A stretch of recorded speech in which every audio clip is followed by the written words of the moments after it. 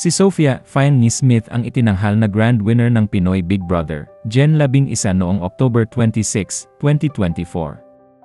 Siya ay nakatanggap ng 30.66 ng boto mula sa mga manonood, na naging dahilan ng kanyang tagumpay matapos ang 14 na linggong pagsubok sa bahay ni Kuya.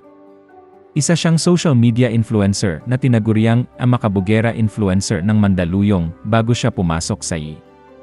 Tulad ng mga naunang winners tulad nina Melay Cantiveros at Kim Chiu, umaasa si Fayang na makakapasok siya sa showbiz. Si Fayang ay ipinanganak noong Mayo 14 na 2006 kaya't 18 taong gulang siya nang magwagi. Siya ay taga Mandaluyong City at nag-aaral sa Jose Rizal University, kung saan ang ilang alumni ay mga sikat na personalidad din tulad nina Jimmy Santos at Virgil Meneses. Sa edisyong ito ng I, 4 lamang sa mga housemates ang mula sa Gisir, at si Fayang ang unang nagwagi mula sa Gisir simula 2014 na. Lumaki si Fayang sa hirap, ang kanyang ina na si Myrna ay isang dae, at may mga pagkakataong umabot sa asin ang ulam ng kanilang pamilya.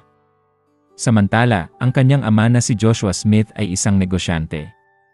Ayon kay Fayang, hindi sila malapit ng kanyang ama, ngunit ito ay may artistahin na dating na napansin ng mga netizen. Nagsimula ang kanyang career bilang influencer sa edad na 16 na upang matustusan ang sarili at pamilya.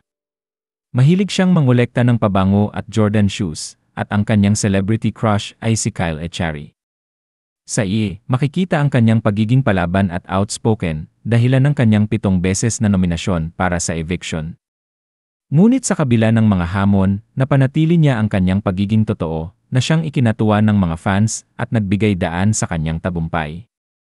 Ang finale ng U ay tinutukan ng 2.26 milyong manonood na magdadagdag pa sa kasikatan ni Fayang. Ngayon, siya ay nakahanda na para sa mas malaking oportunidad sa showbiz, dala ang inspirasyon mula sa kanyang makulay na journey sa bahay ni Kuya.